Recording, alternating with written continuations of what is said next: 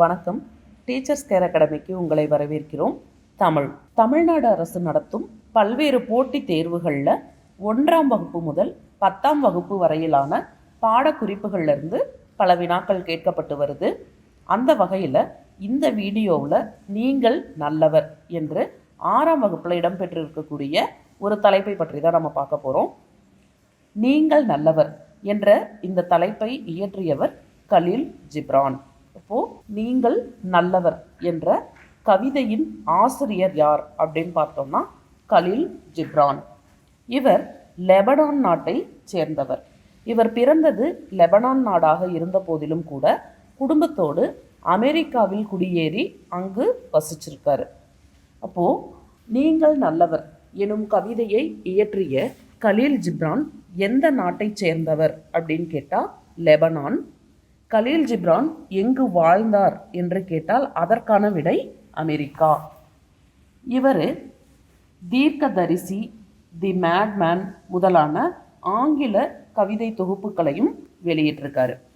இப்போ இந்த நீங்கள் நல்லவர் என்ற கவிதையானது தீர்க்கதரிசி என்ற நூலிலிருந்து எடுக்கப்பட்டிருக்கு. இந்த தீர்க்கதரிசி அப்படிங்கிற நூலானது ஆங்கிலத்தில் தி ப்ரொஃபெட் அப்படிங்கிற பெயரில் எழுதப்பட்டுச்சு இவரால். இதை தமிழில் பலர் மொழிபெயர்த்து கொடுத்திருந்தாலும் கூட புவியரசு அவர்களுடைய மொழிபெயர்ப்பு சிறந்ததாக கருதப்படுது. அதாவது இதனை மொழிபெயர்த்தவர் புவியரசு அப்படிங்கிறதையும் நம்ம இங்கே குறிப்பிட்டிருக்கோம். அப்போது இந்த தீர்க்கதரிசி அதாவது தி ப்ரொஃபெட் அப்படிங்கிற இந்த நூலானது ஒரு தத்துவ நூலாக திகழுது. இந்த கவிதைகளில் பல தத்துவ செய்திகள் அடங்கியிருக்கு. இதோடு இல்லாமல் இவர் தி மேட்மேன் அப்படிங்கிற பெயர்லையும் கவிதை தொகுப்புகளை எழுதியிருக்காரு. இதுபோல் பல்வேறு வகையான காலகட்டங்களில் பல நூல்களை இயற்றியிருக்காரு. அரபு மொழி மற்றும் ஆங்கிலம் என 2 மொழிகள்லையுமே கவிதை எழுதுவதற்குரிய திறன் கொண்டவராக கலீல் ஜிப்ரான் திகழ்ந்திருக்காரு. இப்போது நீங்கள் நல்லவர் எனும் கவிதை எந்த நூலில் இருந்து எடுக்கப்பட்டுள்ளது அப்படின்னு கேட்டால் தீர்க்கதரிசி. கலீல் ஜிப்ரானின் தீர்க்கதரிசி நூல் எத்தகைய படைப்பாக இடம்பெறுகின்றது என்று கேட்டால் தத்துவ படைப்பு. தீர்க்கதரிசி எனும் நூல் எந்த மொழியிலிருந்து மொழிபெயர்க்கப்பட்டது அப்படின்னு கேட்டால் ஆங்கிலம். தீர்க்கதரிசி எனும் நூலை தமிழில் மொழிபெயர்த்தவர் யார் என கேட்டால் புவியரசு. கலீல் ஜிப்ரான் அவர்கள் கவிஞர், புதின ஆசிரியர், கட்டுரை ஆசிரியர், ஓவியர் என பன்முக ஆற்றல் கொண்டவராக திகழ்ந்திருக்காரு. அப்போது கலீல் ஜிப்ரானின் பன்முக தன்மைகளை தேர்ந்தெடுக்க அப்படின்னு கேட்டாங்கன்னா கவிஞர், புதின ஆசிரியர், கட்டுரை ஆசிரியர், ஓவியர் என்ற இந்த 4 விடைகளில் எவை ஆப்ஷனில் கொடுக்கப்பட்டிருக்கோ அதை நம்ம தேர்ந்தெடுக்கணும். புவியரசு இவருடைய இயற்பெயர் பார்த்தோம் அப்படின்னா ஜெகநாதன். அந்த பெயரை தமிழில் புவியரசு என மாற்றி வைத்து கொண்டவர் ஜெகநாதன். இவர் Khaleel Ghibran, Shakespeare, Osho, Umar Khayyam முதலான பல்வேறு கவிஞர்களுடைய நூல்களை வேறு மொழிகளிலிருந்து, ஆங்கிலத்திலிருந்து அந்த மாதிரி தமிழில் மொழிபெயர்த்து கொடுத்தவர். 2009ஆம் வருடத்தில் கையொப்பம் என்ற கவிதை நூலுக்காக சாகித்ய அகாடமி விருது வாங்கியவர். வெளிநாட்டு கவிஞர்கள் மட்டும் இல்லாமல் இந்திய கவிஞரான தாகூர் அவர்களுடைய கவிதைகளையும் இவர் தமிழில் மொழிபெயர்த்து கொடுத்துருக்காரு. அதுபோல தான் இந்த நீங்கள் நல்லவர் அப்படிங்கிற கலீல் ஜிப்ரானுடைய கவிதையையும் தமிழில் மொழிபெயர்த்து கொடுத்திருக்காரு. கவிதை: வாழ்க்கை பின் திரும்பிச் செல்லாது, நேற்றுடன் ஒத்து போகாது, கொடுப்பவரின் பரிசுடன் அவருக்கு சமமாக எழுங்கள். அப்போது வாழ்க்கை என்பது ஒரு முறை நம்ம அதை கடந்து வர்றோம் அப்படின்னா அது மீண்டும் திரும்பி போகாது. நேற்றைய நாளம் அதாவது இறந்த காலத்தோடு மீண்டும் அது ஒத்து போகாது. அப்போது வாழ்க்கையில் நம்ம ஒரு நாளை கடந்து வந்துட்டோம் அப்படின்னா அந்த நாளுக்கு நம்மளால் திரும்பி போக முடியாது. அந்த நேற்று என்பது நிகழ்காலத்தோடு ஒட்டும் போகாது. அப்போ அதையே நம்ம திரும்ப திரும்ப அசை போடும்போது நிகழ்காலத்தில் அதனால் எந்த ஒரு மாற்றமும் ஏற்பட்டு விடப்போவது இல்லை. இப்போது கொடுப்பவரின் பரிசுடன் அவருக்கு சமமாக எழுங்கள். கொடுப்பவர் அப்படிங்கிறவங்க பிறர், மற்றவர் நமக்கு எந்த பரிசு கொடுக்குறாங்க அப்படிங்கிறது முக்கியம். அவங்க நமக்கு தன்னம்பிக்கை, விடாமுயற்சி, உற்சாகம் இதுபோல் நல்ல பரிசுகளாக நமக்கு கொடுக்குறாங்க அப்படிங்கிற பட்சத்தில் மகிழ்வோடு உறுதியோடு அவங்களுக்கு சமமாக எழுந்து நிற்கணும். ஒருவேளை உன்னால் இது முடியாது, நீ இதை செய்ய மாட்ட அப்படிங்கிற மாதிரியான எதிர்மறையான எண்ணங்களை கொடுக்குறாங்க அப்படின்னாலும் அதையும் தாண்டி இல்லை என்னால் முடியும், நான் சாதிச்சு காட்டுறேன் அப்படின்னு அந்த பரிசை கொடுப்பவருக்கு சமமாக நம்ம எழுந்து நிற்கணும் அப்படிங்கிறத இந்த வரிகளில் சொல்லியிருக்காங்க. சிறகுகளின் மீது எழுவது போல உழைக்கும் போது நீங்கள் புல்லாங்குழல் ஆகிவிடுகிறீர்கள். அப்போது எப்படி ஒரு பறவைக்கு சிறகுகள் இருப்பது அப்படிங்கிறது பறக்கிறதுக்காக எளிமையாக பயன்படுதோ, அதுபோல உழைப்பு என்ற ஒன்று நம்மக்கிட்ட இருக்கும்போது நம்முடைய வாழ்க்கையே புல்லாங்குழலாக மாறுகிறது. நம்முடைய நாட்கள் புல்லாங்குழலிருந்து வெளிவரக்கூடிய இசை போல இனிமையாக நகர்கின்றன அப்படிங்கிற செய்தியை இந்த பாடலடிகளில் ஆசிரியர் குறிப்பிடுறாரு. அதன் இதயம் காலத்தின் கிசுகிசுப்பை ஓர் இசையாக மாற்றிவிடுகிறது. அப்போது இந்த புல்லாங்குழலானது, அதாவது புல்லாங்குழலுக்கு உள்ள காற்று நுழையும் போது இனிமையான இசை கொடுப்பது போல உழைப்பானது நம்முடைய கால ஓட்டத்தில் நமக்கு பல்வேறு வெற்றிகளை தேடி தந்து விடுகிறது. உங்களுக்குள் இருக்கும் நன்மையை பற்றித்தான் நான் பேச முடியும், தீமையை பற்றியல்ல. அப்போ ஒரு மனிதனிடம் இருக்கக்கூடிய சிறப்பை பற்றி நம்ம எடுத்துரைப்பது தான் நன்மையில் முடியும். அப்போது அவர்களிடம் இருக்கக்கூடிய நன்மையை பேசுவதே சிறந்த ஒன்றாக அமையுது. தீமையை பற்றி நம்ம பேசுதல் இயலாது, பேச முடியாது. அப்படி பேசாமல் இருப்பது ஒரு சில நேரங்களில் நன்மையாகவும் இருக்கும், ஒரு சில நேரங்களில் அது மேலும் துன்பத்தையும் கொடுக்கும். எப்படி அது நன்மையை கொடுக்கும், எப்படி அது தீமையை கொடுக்கும்? ஒருத்தர்கிட்ட இருக்கக்கூடிய தீமை, அதாவது அவர்களுக்கு எதிர்மறையாக இருக்கக்கூடிய ஒரு செய்தியை நம்ம திரும்ப திரும்ப பேசாமல் இருக்கும்போது அது அப்படியே அமுங்கி போகவும் வாய்ப்பு இருக்குது. அப்படி இல்லாமல் இந்த விஷயத்தில் இந்த இடத்தில் நீ இதை செய்யாத, இந்த மாதிரி குணத்தை நீ கொள்ளாத, அதாவது எடுத்துக்காத, இந்த குணத்தோடு இருக்காத என்று சொல்லும் பொழுது அதை திருத்தி கொள்ளவுமாக வாய்ப்பு இருக்கும். இப்போது இந்த இடத்துல சிறகுகளின் மீது எழுவது போல உழைக்கும் போது நீங்கள் புல்லாங்குழலாகி விடுகிறீர்கள். அதன் இதயம் காலத்தின் கிசுகிசுப்பை ஓர் இசையாக மாற்றி விடுகிறது. உங்களுக்குள் இருக்கும் நன்மையை பற்றித்தான் நான் பேச முடியும், தீமையை பற்றியல்ல அப்படிங்கிற இந்த பாடல் வரிகளை கொடுத்துருக்காங்க. இந்த பாடல் வரிகள்லேருந்து எந்த மாதிரி வினாக்களை கொடுக்கலாம் அப்படின்னா, உழைக்கும் பொழுது நாம் என்னவாக மாறுகிறோம் என்று கலீல் ஜிப்ரான் குறிப்பிடுகின்றார் அப்படின்னு கேட்டால் புல்லாங்குழல்.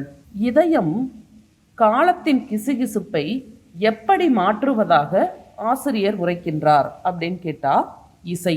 காலத்தின் கிசுகிசுப்பை ஓர் இசையாக மாற்றிவிடும் தன்மை எதற்கு உண்டு என கலீல் ஜிப்ரான் கூறுகின்றார் அப்படின்னு கேட்டால் அதற்கான விடை இதயம். சிறகுகளின் மீது எழுவது போல எழ வேண்டும் என்று கூறும் கவிதை எது என்று கேட்டால் நீங்கள் நல்லவர். உங்களுக்குள் இருக்கும் நன்மையை பற்றித்தான் நான் பேச முடியும், தீமையை பற்றி அல்ல அப்படின்னு குறிப்பிடுபவர் யார் அப்படின்னு கேட்டால் கலீல் ஜிப்ரான். அதே போல் இந்த பகுதியில் இடம்பெற்றிருக்கக்கூடிய எதிர்ச்சொற்களை தேர்ந்தெடுக்க அல்லது முரணான சொற்களை தேர்ந்தெடுக்க அப்படின்னு கேட்டால் நன்மை மற்றும் தீமை. அதே போல் எழுவது என்பதற்கான எதிர்ச்சொல் தருக அப்படின்னு கேட்டால் விழுவது. ஏன்னா நம்ம டிஇடி, அதாவது தமிழ் எலிஜிபிலிட்டி டெஸ்ட்டில் எதிர்ச்சொல், அருஞ்சொற்பொருள், பிரித்தெழுதுக, சேர்த்தெழுதுக இந்த மாதிரியான பல்வேறு தலைப்புகள் இடம்பெற்றிருக்கு. அப்போ இந்த மாதிரியான கவிதைகள்லேருந்து சொற்களை கொடுத்து எதிர்ச்சொல் தருக, பிரித்தெழுதுக, சேர்த்தெழுதுக, புணர்ச்சி விதி கூறுக, இந்த மாதிரி எல்லாம் கேட்பதற்கு வாய்ப்பு இருக்கு. உங்கள் சுயத்துடன் நீங்கள் ஒருமைப்பாடு கொண்டிருக்கும் போது நீங்கள் நல்லவர். அதாவது சுயம் அப்படிங்கிறது நம்முடைய தனித்தன்மை. அப்போ சுயம் என்ற சொல்லின் பொருள் யாது அப்படின்னு கேட்கவும் வாய்ப்பு இருக்கு. அப்படி கேட்கும் பொழுது தனித்தன்மை என்ற விடையை நம்ம தேர்ந்தெடுக்கணும். நம்முடைய தனித்தன்மையோடு நாம் ஒருங்கே இருக்கும்போது நாம் நல்லவர்கள் அப்படிங்கிறத சொல்கிறாங்க. இப்போ இந்த ஒருமைப்பாடு அப்படிங்கிற வார்த்தையை கொடுத்து பிரித்து எழுதுக அப்படின்னு கேட்டால் ஒருமை கூட்டல் பாடு. என்னை போல் இரு, பழுத்து உன் உள்ளீடுகளை எல்லாம் முழுசாய் கொடு என்று பழம் வேரை பார்த்து நிச்சயமாக சொல்லாது. ஒரு மரம் இருக்குன்னா மரத்தினுடைய வேர் பகுதி அப்படிங்கிறது மண்ணுக்கு மறைஞ்சிருக்கும். அடுத்ததா மரத்தினுடைய வெளிப்பகுதியில் இலைகள், காய்கள், கனிகள், மலர்கள், பழங்கள் இவையெல்லாம் நம்ம கண்ணுக்கு தெரிகிற மாதிரி வெளிப்பகுதியில் அடைஞ்சிருக்கும். அப்போ இதில் ஒரு பழம் என்ன சொல்லாது அப்படின்னா வேரை பார்த்து நீ என்னுடைய உள்ளீடுகள், உள்ளீடு அப்படின்னா உள்ளிருப்பவை, உனக்குள்ளே இருக்கக்கூடிய எல்லாத்தையும் திரட்டி முழுசா வெளியில் கொடு அப்படின்னு சொல்லி சொல்லாது. நிச்சயமாக சொல்லாது அப்படின்னு அதை உறுதியாக கொடுத்துருக்காங்க. அப்போது ஏன் ஒரு பழம் நீ உங்ககிட்ட இருக்கக்கூடியவற்றை எல்லாம் ஒன்றாக திரட்டி வெளியில் கொடு அப்படின்னு சொல்கிறதில்ல அப்படின்னா, கொடுப்பது பழத்தின் இயல்பு, பெறுவது வேரின் இயல்பு. இப்போ தன்னிடம் தான் சேமித்து வச்சிருக்க உணவையெல்லாம் மக்களுக்கு பயன் தரக்கூடிய வகையில் கொடுக்கிறது பழத்தினுடைய இயல்பு. பக்கத்தில் இருக்கக்கூடிய நீரை, மக்கள் ஊற்றக்கூடிய தண்ணீரை, பக்கத்தில் விழக்கூடிய உரத்தின் தன்மையை எல்லாமே உறிஞ்சி பெற்றுக்கொள்வது வேரோட இயல்பு. அப்போது வேர் பெறுதல் அப்படிங்கிறது மூலமாக தான் பழம் கொடுத்தல் அப்படிங்கிற செயலை செய்யுது. அப்போது நம்ம என்ன பண்ணணும் அப்படிங்கும்போது, நீயும் என்னை போல இரு, நான் செய்கிற மாதிரி நீ செய் என்று பிறரை எந்த ஒரு சூழல்லையும் நம்ம உரைக்கக்கூடாது. அப்போது கலீல் ஜிப்ரான் எந்த கருத்தை நீங்கள் நல்லவர் கவிதையில் குறிப்பிடுகின்றார் அப்படின்னு கேட்டால், என்னை போல் நீயும் இரு என்று ஒரு மனிதர் பிறரை அறிவுறுத்தக்கூடாது. அதே போல் பழம் வேரை பார்த்து நிச்சயமாக சொல்லாது முழுசாய் கொடு என்று இந்த வரிகள் உணர்த்தும் பொருள் யாது அப்படின்னு கேட்டால், தன்னை போல் பிறர் இருக்க வேண்டும் என்பதை நிர்பந்திக்க வேண்டாம் அப்படிங்கிற செய்தியை இது குறிப்பிடுது. அப்போது பழுத்து உன் உள்ளீடுகளை எல்லாம் முழுசாய் கொடு என்று பழம் வேரை பார்த்து நிச்சயமாக சொல்லாது. கொடுப்பது பழத்தின் இயல்பு, பெறுவது வேரின் இயல்பு. அப்போது இந்த உள்ளீடுகள் அப்படிங்கிறது வரக்கூடிய தண்ணீரை, உரத்தை அடிப்படையாக கொண்டு அதில் இருந்து நீ உணவை சேமித்து நீ கொடு அப்படின்னு ஒரு பழமானது வேருக்கு எப்படி புத்திமதி சொல்லுவதில்லையோ அதே போல தான் மனிதர்களாகிய நாமும் நம்முடைய இயல்போடு பிறருக்கு உதவி வாழணும், என்னை போலத்தான் நீ இருக்கணும் அப்படின்னு சொல்லி நம்ம என்ன பண்ணக்கூடாது, யார் ஒருவரையும் கண்டிப்பாக சொல்லக்கூடாது. அப்படி சொன்னாலும் அந்த உணர்வு ஒவ்வொருவருக்கும் தானாக வருவதே இயல்பு. நாம் சொல்வதன் மூலமாக வருவது செயற்கைத்தனமாக அமைஞ்சிருக்கும். உங்கள் பேச்சின் போது நீங்கள் விழிப்புணர்ச்சியுடன் இருப்பது நல்லது. உறுதியாக கால்பதித்து உங்கள் குறிக்கோளை நோக்கி நடக்கையில் நீங்கள் நல்லவர். நம்ம யார்கிட்ட எதை ஒன்றை பேசும்போதும் ஒரு விழிப்புணர்வோடு செயல்பட வேண்டியது அவசியம். இப்போ இந்த விழிப்புணர்ச்சி அப்படிங்கிறதுக்கு பிரித்தெழுதுதல் பார்த்தோம் அப்படின்னா விழிப்பு கூட்டல் உணர்ச்சி என்று இடம்பெற்றிருக்கும். அதே போல் இதன் பொருள், அதாவது இந்த கவிதை உணர்த்தக்கூடிய மைய கருத்து எது அப்படின்னா, நம்முடைய இலக்கு, குறிக்கோள் அப்படிங்கிறது இலக்கு. நம்முடைய இலக்கை நோக்கி நம்ம உறுதியான முயற்சிகளோடு தொடர்ந்து சென்றோமே ஆனால் நாம் நல்லவர்களாகவும் வெற்றியாளர்களாகவும் திகழ முடியும் அப்படிங்கிறத இந்த கவிதை உணர்த்துவதாக அமைஞ்சிருக்கு. இப்போ சொல்லும் பொருளும் பார்த்தோம் அப்படின்னா, சுயம் என்ற சொல்லின் பொருள் என்ன அப்படின்னு கேட்டாங்கன்னா அதற்கான விடை தனித்தன்மை. உள்ளீடுகள் என்ற சொல்லின் பொருள் யாது என்று கேட்டால் உள்ளே இருப்பவை. குறிக்கோள் என்ற சொல்லின் பொருள் யாது அப்படின்னு கேட்டால் அதற்கான பொருள் இலக்கு. இப்போது இந்த வகையில் நம்முடைய பேச்சு வார்த்தைகளில் நம்ம மிகவும் கவனமாக செயல்பட வேண்டும். நம்ம எந்த இலக்கை நோக்கி போகிறோமோ அந்த இலக்கில் உறுதியான கால் தடத்தை பதிய வைக்க வேண்டும். அந்த சமயத்தில் அதே போல் இன்னும் முக்கியமான ஒரு செய்தி, என்னை போல நீ இரு, இதை செய் அதை செய் என்று பிறரிடம் சொல்லாமல் இருக்கணும். இதையெல்லாம் செய்யும் பொழுது நீங்கள் நல்லவர் என்ற குறிப்பை ஆசிரியர் நமக்கு குறிப்பிடுறாரு. இதிலிருந்து சில மாதிரி வினாக்கள். 1. நீங்கள் நல்லவர் எனும் கவிதை இடம்பெற்ற நூல் எது? தீர்க்கதரிசி, மிட்டாய் கதைகள், மணலும் நுரையும், ஞான தரிசனம். இந்த 4மே கலீல் ஜிப்ரானுடைய கவிதைகள் என்றாலும் நீங்கள் நல்லவர் என்ற கவிதையானது தீர்க்கதரிசி என்ற கவிதை தொகுப்பில் இடம்பெற்றிருக்கு. 2.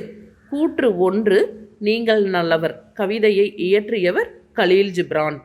கூற்று 2 அக்கவிதையை தமிழில் மொழிபெயர்த்தவர் சிற்பி. இப்போ இதில் கூற்று 1 பார்த்தோம் அப்படின்னா நீங்கள் நல்லவர் அப்படிங்கிற அந்த கவிதையை எழுதியவர் கலீல் ஜிப்ரான் தான். அப்போது இது சரி. அந்த கவிதையை தமிழ் மொழியில் மொழிபெயர்த்து கொடுத்தவர் சிற்பி கிடையாது, புவியரசு. அப்போது இந்த செய்தி தவறு. அப்போது கூற்று 1 சரியாக இருக்குது, கூற்று 2 தவறாக இருக்குது. இப்போ அந்த கூற்று 1 சரி 2 தவறுங்கிற ஆப்ஷன் பார்த்தோம்னா இ. அதனால் சரியான விடை இ.